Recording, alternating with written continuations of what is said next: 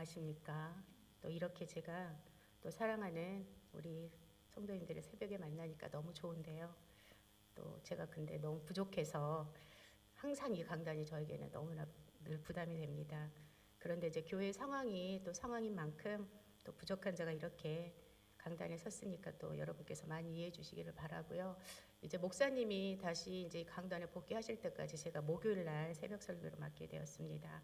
그래서 어쨌든 우리 목사님이 빨리 회복되실 수 있도록, 그래서 이 새벽 강단에 서실 수 있도록 계속 기도해 주시기 바랍니다.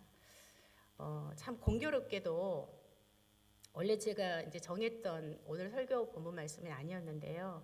이제 목사님의 수술이 연기되면서 제가 새벽 설교하는 날짜도 연기되게 되면서 제가 창세기 16장을 다시 이제 변경해서 한 2주 전부터 말씀을 준비하고 있었어요. 근데 지난주 토요일에 그 팔레스타인과 이스라엘의 전쟁이 발발을 했잖아요. 그래서 이제 그 소식을 듣고 제가 계속 말씀을 묵상하는 중에 있었기 때문에 참 오늘 말씀이 자연스럽게 딱 떠올려지더라고요. 그래서 어떻게 보면 좋은 인연일 수도 있었는데 참 즐긴 그런 악연이 되어버린 그 오늘 본문에 등장한 그 세 사람의 관계를 통해서 그 한 사람이 돌이킬 수 없는 그 판단 착오와 실수가 얼마나 어처구니 없는 결과를 또 초래하고 또 지금까지도 이 일로 인해서 많은 사람들이 고통을 받고 있는 현실을 보면서 참 씁쓸한 마음이 들었습니다. 저는 오늘 설교 말씀을 준비하면서요, 어떤 단어가 떠올랐냐면요, 꼼수라는 단어가 저는 떠올랐습니다. 우리 꼼수라는 단어는 우리가 일상생활에서 좀 많이 사용하는 용어인데요. 제가 이 단어에 대해서 조금 더 찾아서 살펴보니까 원래 이 단어가 바둑에서 유래한 단어라고 하더라고요. 용어라고 하더라고요. 그래서 이제 보통 남자분들은 뭐 이 단어에 대해서 바둑에서 유래한 단어라는 것을 알고 계시겠지만 저는 워낙 바둑에 또 문외한이다 보니까 이제 제가 새롭게 그 사실을 알게 됐어요. 그러니까 바둑에는 원래 놓아야 되는 정수가 있는데 그렇지 않고 이제 잘못된 수. 그러니까 이 수를 놓았을 때는 실패할 확률이 높고 또 하지만 상대방을 속여서 홀리거나 속여가지고 좀 이렇게 만드는 수, 이런 수를 꼼수라고 이렇게 지칭한다고 하더라고요. 그래서 만약에 이 꼼수에 상대방이 넘어가면 바둑에서 이기는 거죠. 그러니까 그런 위험을 안고 꼼수를 넣는 거예요. 꼼수를 놔서 내가 이제 이 판에서 이겨보겠다라는 그런 꼼수로 놓는데 이제 그래서 우리가 이제 그렇게 해서 바둑에서 사용하는 용어인데 보통은 우리가 어떨 때 꼼수라는 말을 많이 써요. 보통 어떤 째째한 그런 수단이나 방법을 통해서 이렇게 누군가를 속이려고 할 때, 그럴 때 우리가 이제 보통 일상에서 많이 사용하는 것 같아요. 그러니까 우리가 일상생활을 이렇게 하다 보면 참 누군가의 꼼수 때문에 우리 자신들이 어처구니 없는 일을 당하면서 뒤통수를 맞는 경험을 하기도 하고요. 또 때로는 우리 자신이 또 꼼수를 부리면서 살아갈 때가 많이 있습니다. 심지어 신앙생활을 함에 있어서도 하나님 앞에 떡하니 꼼수를 두고 하나님이 어떻게 하시는지 지켜볼 때가 있습니다. 하지만 하나님은 결코 우리들의 꼼수에 넘어가시는 분이 아니십니다. 그래서 하나님 앞에 그럴싸한 꼼수를 둬봤자 그 결과는 참패라는 사실을 번번이 경험하면서도 어리석은 우리들은 또다시 하나님 앞에 꼼수를 둘 때가 많이 있습니다. 그래서 오늘 본문인 창세기 16장에서 하나님께 꼼수를 뒀던 아브라함의 아내인 사레의 모습을 살펴보면서 우리의 신앙의 모습을 점검해 보는 시간을 갖도록 하겠습니다. 이제 오늘 본문을 보면 아브람과 그의 아내 사레와 사레의 여종 하갈, 이렇게 세 사람 가운데 일어났던 일에 대해서 기록하고 있습니다. 그 당시 그들이 세웠던 계획이나 또 실행했던 것, 그리고 그 가운데서 하나님이 어떻게 개입하셨는지에 대해서 그 말해주고 있는데요. 잠깐 이들의 이름을 좀 잠깐 짚고 넘어가도록 하겠습니다. 그 아브람과 사레가 열국의 아비인 아브라함과 사라가 되었는데, 이때는 그 하나님께서 그렇게 이름을 불러주시기 전에 이전의 상황이기 때문에 오늘 말씀에서는 아브람과 사레라고 지칭한다는 점을 좀 이해하시고 들으시면 될 것 같습니다. 자, 그렇다면 앞에서 말했던 것처럼 오늘 본문에 등장한 세 사람 중에 오늘 이야기의 주연을 맡고 있는 사레가 주동이 되어서 어떤 꼼수를 부렸고 또 공조자인 아브라함과 하갈은 꼼수를 둔 사레에게 어떤 반응을 보였는지 이제 하나씩 살펴보도록 하겠습니다.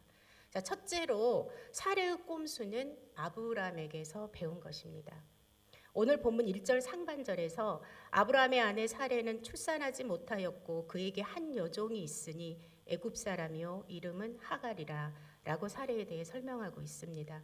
여기에서 우리가 사레에 초점을 맞춰서 살펴보면요. 첫째, 아브라함의 아내라는 점과 두 번째, 출산하지 못한다는 점, 마지막으로 사레에게 하갈이라는 애굽 여종이 있다라는 사실입니다. 그리고 덧붙여서 우리가 사레의 인적 사항을 조금 살펴볼 필요가 있는데요. 원래 사레는 아브라함의 이복 여동생이었습니다. 창세기 12장 13절과 창세기 20장 12절을 보면 아브라함이 사레를 누이 또는 이복 누이라고 말하는 부분에서 이 사실을 알 수 있습니다. 오늘날에는 저희가 도저히 이해할 수도 없고 또 성립될 수 없는 결혼이지만 당시에는 그 혈통을 지키기 위해서 또 사촌 남매간이나 이복 남매간에 결혼을 하는 일이 흔한 일이었습니다. 그래서 아브람도 사레와 또 결혼을 하게 된 것입니다. 어쨌든 이제 사레는 아브람의 누이이자 아내였던 거죠. 그리고 특별히 사레 같은 경우는 굉장히 외모가 아름다웠다고 성경에 기록하고 있습니다. 그래서 그 아름다운 외모 때문에 그 애굽 바로 왕과 그랄 왕 아비멜렉이 곤란에 처하게 된 사건이 성경에 또 기록되어 있습니다. 근데 이것은 모두 아브라함의 꼼수 때문이었습니다. 창세기 12장을 보면 아브라함이 살던 곳에 기근이 심해지자 애굽으로 가게 되는데 이때 아브라함은 사레의 외모가 아름다워서 그 땅 사람들이 자신을 죽이고 사레를 데려갈까 봐 두려워하게 되고 이때 아브라함이 부린 꼼수가 바로 사레 보고 자신의 아내가 아닌 누이라고 말하라는 것이었습니다. 그래서 결국 그 미모 때문에 그 바로의 궁으로 들어간 사례로 인해서 아브라함이 극진한 대접을 받게 되지만 이 일로 인해서 하나님이 바로와 그 집에 큰 재앙을 내리자 그들이 사례와 그 모든 소유를 아브라함에게 보내서 떠날 것을 당부합니다. 그리고 이때 데려온 여종이 바로 하갈입니다. 결국 하갈은 아브라함의 꼼수로 인해서 애굽에서부터 이들을 따라와서 함께한 여종이 되었고 또 나중에 사례의 꼼수에서 중요한 역할을 하는 인물이 됩니다. 그러니까 당시에 보면 상황을 보면 아브라함이 꼼수를 부리기에 매우 적합한 조건을 갖추고 있었습니다. 그러니까 사례는 엄밀히 말하면 자신의 누이였고 또 두 사람 사이에는 자식도 없었고 이런 조건이 딱 맞아 떨어진 상황에서 사례를 자신의 누이라고 말하는 것이 어쩌면 아브라함이 생각했을 때 대단한 묘수라고 생각했을 것입니다. 하지만 또 아브라함의 그런 모습을 지켜본 사례 입장에서는 처음에 봤을 때 참 남편답지 못하다라고 생각하고 좀 아브라함이 미웠을 것 같아요. 하지만 그 결과가 어떻게 됐어요? 그 결과는 오히려 애굽왕 바로로부터 모든 소유와 또 여종 하갈까지도 선물을 받게 되니까 결과가 별로 나쁘지 않구나 라는 어떤 그런 잘못된 거를 지금 배우게 된 거죠. 그래서 아브라함이 꼼수가 아닌 묘수를 부렸구나 라는 생각을 그런 착각을 했었던 것 같아요. 그래서 사례도 언젠가 자신도 좀 이런 묘수를 부려봐야지 라고 생각하지 않았을까라는 그런 또 생각을 해보게 됩니다. 하지만 이 일은 결코 하나님께서 기뻐하시는 그런 방법이 아니었습니다. 아브라함이 애굽으로 갔을 때 두려움이 엄습했다면 하나님께 기도하면서 하나님의 도우심을 구하고 하나님의 방법을 찾았어야 했습니다. 그런데 그런 과정이 없었기에 이 방법은 아브라함의 인간적인 꼼수에 지나지 않았고 결국 아브라함의 꼼수로 인해서 집안에 들어온 여종 하갈은 이들 부부의 또 다른 꼼수의 수단이 됩니다. 그리고 아브라함의 아내이며 또 출산하지 못하고 하갈이라는 여종까지 있는 사례 역시도 꼼수를 부리기에 매우 적합한 조건을 갖추게 되자 예전에 아브라함의 공조자로서 꼼수에 가담할 수밖에 없었던 사례가 이제는 하나님 앞에서 꼼수를 든 주동자의 모습으로 전락하게 된 것입니다. 참 이런 아브라함과 사례의 모습을 통해서 우리들 역시도 얼마든지 꼼수를 부리기에 매우 적합한 상황이 연출되는 그런 삶을 참 살아갈 때가 많이 있다라는 생각을 하게 됩니다. 그래서 내 생각대로 하는 것이 대단한 묘수라고 착각하고 하나님 앞에 떡하니 꼼수를 두고 또 하나님께서 어떻게 해주시는지를 지켜볼 때가 많이 있습니다. 하지만 하나님께서는 우리들에게 대단한 생각을 해내서 얄팍한 꼼수를 두라고 하시는 분이 결코 아니십니다. 그러므로 우리들의 문제를 가지고 하나님 앞에 나아가 기도함으로 하나님의 뜻을 묻고 하나님의 인도하심 따라서 꼼수가 아닌 정수를 두는 삶을 살아가는 사랑하는 성도님들이 다 되시기를 간절히 바랍니다. 자, 두 번째로 아브라함의 꼼수보다 더욱 나쁜 쪽으로 진화된 꼼수를 보여주는 사례의 모습입니다. 자, 2절 상반절을 보면 사례가 아브라함에게 이르되 여호와께서 내 출산을 허락하지 아니하셨으니 원하건대 내 여종에게 들어가라 내가 혹 그로 말미암아 자녀를 얻을까 하노라 하매라고 말합니다. 여기에서 사례는 누구를 등장시킵니까? 바로 여호와 하나님을 등장시킵니다. 사례는 자신이 출산을 못하는 이유를 하나님께 돌립니다. 이것은 아주 나쁜 쪽으로 진화된 사례의 꼼수를 보여주고 있습니다. 사례에게는 꼼수를 부릴 분명한 명분이 있었는데 바로 하나님이 사례의 출산을 허락해 주시지 않기 때문이라는 것입니다. 그렇다면 이제 이 문제를 더 이상 하나님께 맡길 수가 없고 사례 스스로가 후사를 얻을 방법을 자신의 여종을 통해서 얻겠다는 구체적인 계획과 실행 방법까지 이야기하고 있습니다. 자, 이쯤에서 우리는 하나님과 아브람 사이에서 맺은 후손에 관한 그 언약에 대해서 좀 살펴볼 필요가 있을 것 같습니다. 자, 먼저 창세기 12장에서 하나님께서 아브람을 부르셨을 때 너로 큰 민족을 이루게 하시겠다는 후사에 대한 약속의 말씀을 해주셨고, 다음으로 창세기 13장에서는 아브라함의 자손을 땅의 티끌처럼 많게 해주시겠다고 말씀해 주셨습니다. 그리고 창세기 15장에서는 하나님께서 아브라함을 밖으로 이끌고 나오셔서 하늘을 우러러 무별을 보게 하시고 그의 자손이 이와 같을 것이라고 말씀해 주시며, 특별히 아브라함의 집에서 길리온 엘리에셀이 아니고 아브라함의 몸에서 날 자가 후사가 될 것이라고 하나님은 분명하게 말씀해 주셨습니다. 하나님은 이처럼 반복해서 지속적으로 후손에 대한 약속의 말씀을 아브라함에게 해주십니다. 그리고 아브라함은 자신이 하나님으로부터 받은 후손에 대한 약속의 말씀을 아마 아내 사레에게 이야기했을 것입니다. 그런데 10년 동안이나 아브라함의 몸에서 그 몸을 통해서 후손이 나올 기미가 없자 사레는 이 문제를 해결할 사람은 자신밖에 없다고 생각하게 되었고, 사레는 자신의 여종인 하갈을 통해서 아브라함의 몸에서 후손을 얻겠다는 꼼수를 부립니다. 그리고 2절 후반절을 보면 아브라함이 사레의 말을 들으니라 라고 말합니다.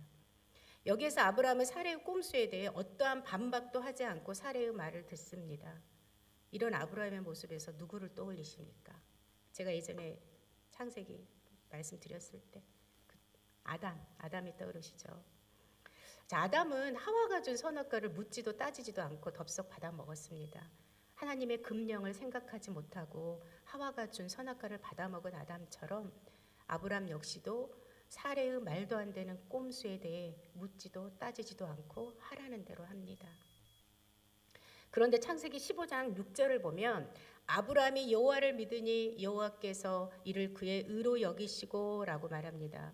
분명히 아브라함은 여호와 하나님께서 후손에 대한 언약의 말씀을 해주실 때 확실하게 믿었습니다. 그래서 하나님 역시도 이런 아브라함의 믿음을 보고 의롭게 여기셨다고 말씀해 주셨습니다. 그런데 바로 그 다음 장인 16장, 그리고 오늘 우리가 살펴본 1절에서 보면 정말 하나님의 의도와는 전혀 무관한 말도 안 되는 일이 일어나는 것을 볼 때 여기에서 아브라함의 믿음이 결과에 대한 믿음이지 과정에 대한 믿음이 아니었음을 우리는 짐작할 수 있습니다.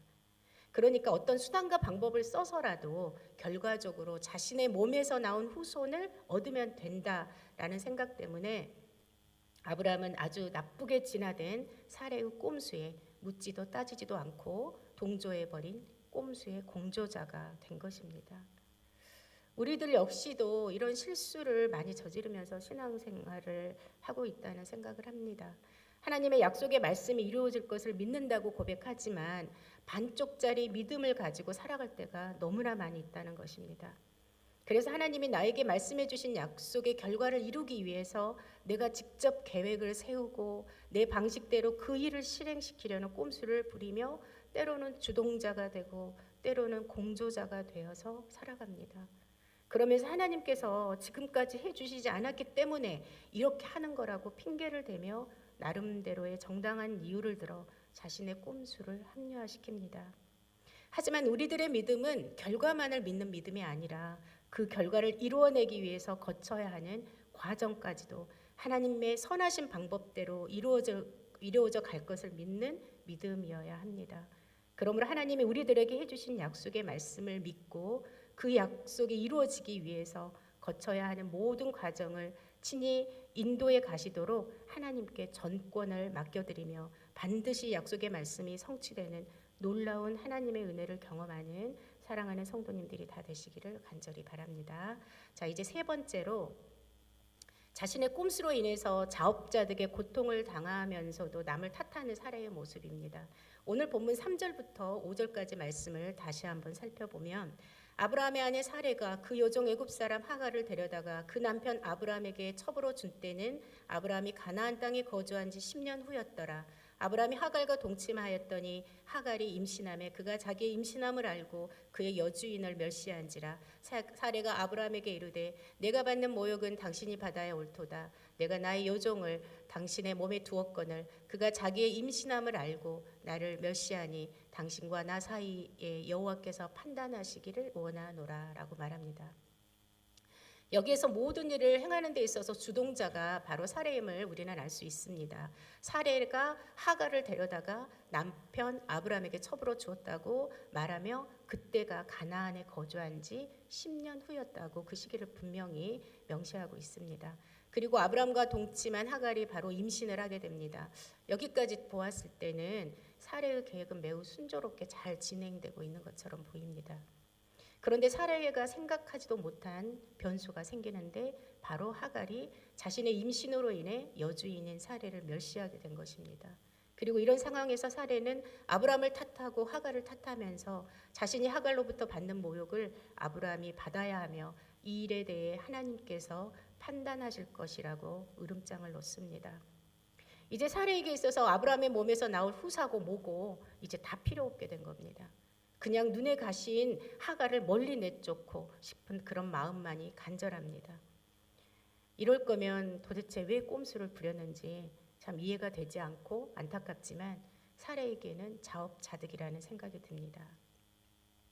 어쨌든 지금 상황에서 하나님의 엄중한 판단을 받고 있는 사람은 바로 꼼수를 부린 주동자인 사레라는 사실을 우리는 알 수 있습니다.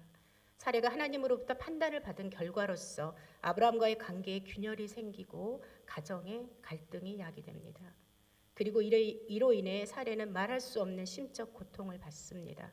이렇게 된 것은 하나님께 묻지 않고 인간적인 꼼수를 부린 자가 마땅히 겪어야 하는 고통이라는 사실을 사레는 이때라도 깨달았어야 했습니다. 사레에게 있어서 지나온 10년이라는 세월은 자신이 견딜 수 있는 최대한의 시간이었던 것 같습니다. 이처럼 자신이 정해놓은 시간 안에 원하는 일이 이루어지지 않았다고 해서 내 뜻과 내 방법대로 하갈이라는 꼼수를 놓고 자기가 둔 하갈이라는 꼼수로 인해 뒤통수를 맞았다고 난리를 치면서 이 모든 계획을 세우고 주동을 했던 자신의 잘못과 실수를 돌아보기는커녕 주변 사람들을 탓하고 그들에게 으름장을 놓는 모습은 결코 올바른 신앙인의 모습이 아닙니다. 그러므로 하나님의 약속의 말씀을 인간의 제한된 시간 안에서 이루기 위해 헛된 계획을 세우고 그것을 실행에 옮기려는 꼼수를 부리는 과정을 통해서 우리가 원치 않는 자업자득의 치명타를 입을 수 있다는 사실을 깨달아야 합니다. 이처럼 우리가 미처 예상하지 못한 상황이 우리 인생 가운데 발생했다면 하나님을 탓하고 주변 사람을 탓하기 전에 무엇보다도 먼저 나의 잘못을 깨닫고 하나님 앞에 철저히 회개하고 돌이켜야 합니다. 그렇게 할 때 하나님이 베풀어 주시는 사죄의 은총을 누리며 우리가 벌려놓은 모든 문제들까지도 선한 방법으로 해결해 주시는 그런 하나님의 크신 은혜를 경험하는 사랑하는 성도님들이 다 되시기를 간절히 바랍니다. 자, 이제 말씀을 또 정리해 보도록 하겠습니다. 오늘 말씀을 통해서 우리는 사례의 꼼수로 인해서 발생한 문제들을 통해 우리들의 신앙의 모습을 점검해 보았습니다. 첫째로 사례의 꼼수는 아브라함에게서 배운 것이라고 말씀드렸고, 아브라함의 꼼수의 결과로 하갈이라는 여종이 그 집에 오게 되었다는 사실 또한 알았습니다.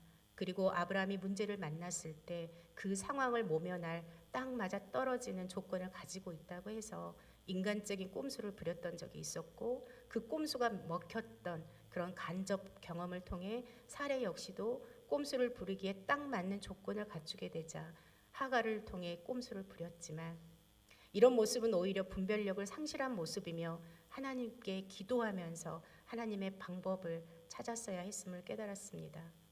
두 번째로 사례의 꼼수가 하나님의 무능함을 탓하는 나쁜 쪽으로 한 단계 진화된 꼼수였음을 보았습니다. 사례는 자신이 하갈이라는 기발한 꼼수를 찾았다고 생각했고, 아브라함도 사례의 꼼수에 어떤 반박도 못하고 오히려 동조하고 따랐지만, 이 모습은 결과만을 믿는 반쪽짜리 믿음이며, 진정한 믿음이란 결과뿐 아니라 과정까지도 하나님의 선하신 방법대로 이루어져 갈 것을 믿는 믿음이라는 사실을 깨달았습니다.